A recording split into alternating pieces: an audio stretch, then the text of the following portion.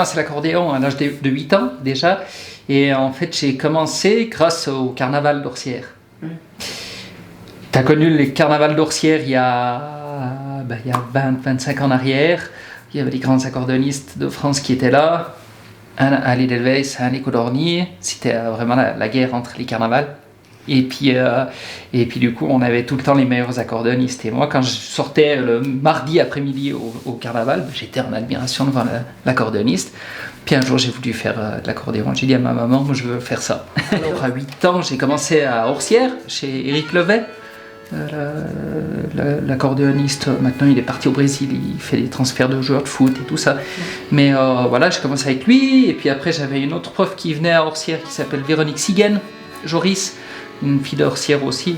Et puis après, je volais un petit peu de mes propres ailes. Et puis à 20 ans, j'ai décidé de partir en France, à Clermont-Ferrand. Disons qu'à 14 ans, j'ai pu faire mes premières animations, mes premiers bals.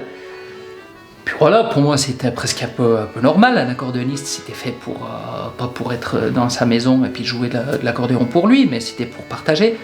Et voilà, moi, je me considérais vraiment comme un accordéoniste normal, quoi. Et puis à 20 ans, c'est vrai que j'ai eu un gros déclic quand je suis parti dans cette école où j'ai découvert vraiment l'instrument. Je suis arrivé dans cette école, tout le monde jouait comme des fous déjà. Et il y avait même des élèves qui allaient dans les concours internationaux, Coupe du Monde, Trophée mondial de l'accordéon. Et moi je les prenais pour des extraterrestres de l'accordéon. Et en fait, quand j'ai commencé, mon prof m'a dit dans l'année, tu es obligé de faire au moins 2 concours. Moi je voulais pas faire concours, je voulais apprendre le bal musette pour être une vedette de l'accordéon pour jouer au carnaval d'Orsières. Et au final, je me suis retrouvé à faire des concours. J'aimais pas trop ça, mais bon, comme c'était obligatoire. Alors j'ai fait mon premier concours en janvier à Clermont-Ferrand, que j'ai gagné, donc vraiment dans une catégorie très moyenne.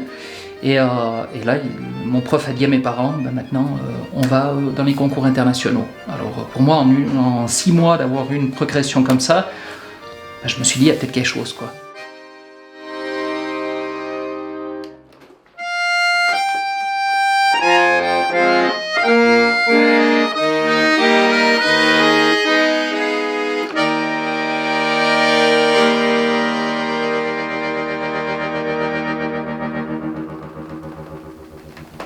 Actuellement, j'ai beaucoup de formations, donc j'ai décidé de stopper. C'est pas totalement parce que maintenant, dans cette période de confinement, je fais un petit peu d'animation via Skype pour les EMS et tout ça, mais j'ai décidé de mettre un peu de côté ce répertoire un peu folklorique et populaire pour me consacrer vraiment à la musique que j'aime. Donc j'ai un répertoire classique, j'ai un récital de musique classique et musique du monde en solo. Je me produis dans les églises, dans les salles de concert et tout ça. Après j'ai un duo avec mon frère, Les Moulins de mon cœur, qui marche très très bien, où là on se produit, on fait de la chanson française. On retrace 100 ans de chansons françaises en duo, mais aussi en sextet, avec un orgue, un batteur, un guitariste, un violon, lui au chant et moi à l'accordéon. Donc voilà, il y a ça. J'ai aussi un duo un peu déjanté qui s'appelle Un franc suisse, où là c'est un ami de Chambéry qui est guitariste, chanteur et percussionniste au pied, où là on fait plutôt de la chanson de rue. Un peu de swing manouche, voilà. Autrement, j'ai un trio jazz aussi, avec un organiste, orgamonde et batterie.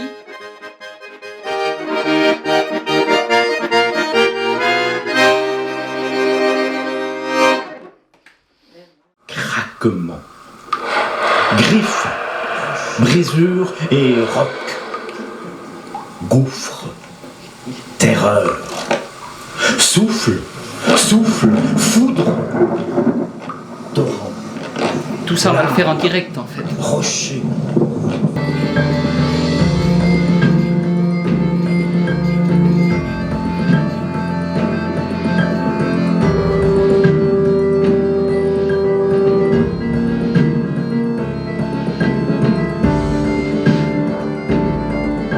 Les percussions, on va les faire en direct aussi, tu vois. De plus en plus d'éléments qui viennent, ouais.